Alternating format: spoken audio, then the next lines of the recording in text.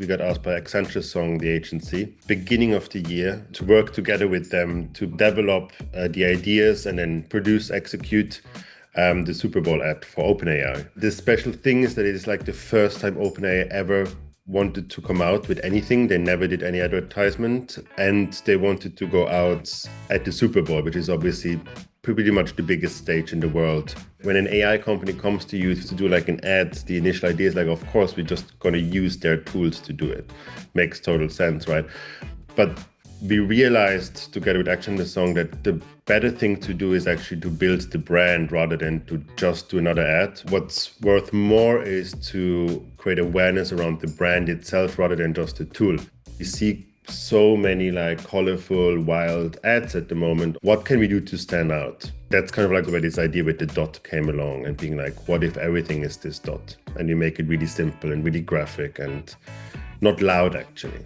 The opposite of what everyone else would do. What we were hoping for is that people would remember it, not just for like the storyline, but for the aesthetic itself, because it would stand out so much compared to every other ad this year that people, whenever they see an image similar to it, they would connect it to OpenAI. The challenge a bit was that we had very little time. Normally we would like sketch out storyboards and create like maybe animations to get a sense of like how is our story actually coming together.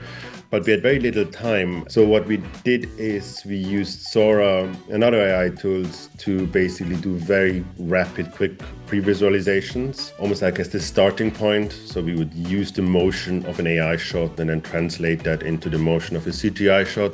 All of this stuff that is super simple, like 1 or 2 or 3 dots. The only way to do this was actually hand animating it. So there's just a lot of people just moving literally dots around. And then we have a lot of compositors that would put all of that together. So it became a very interwoven process, which is really nice. AI became kind of like one of the tools that just sped up things and made actually the process of coming up with ideas or visualizing ideas much easier. As with every new tool, if we're just trying to replicate what we already have been doing to make more money, that's terrible. But using AI as a tool that opens up new creative worlds or new ways of working that have been impossible before, that's very interesting. When it makes sense to shoot something, then we should still go and do it with real humans. Like I would always want to do that. It is better, it is more fun.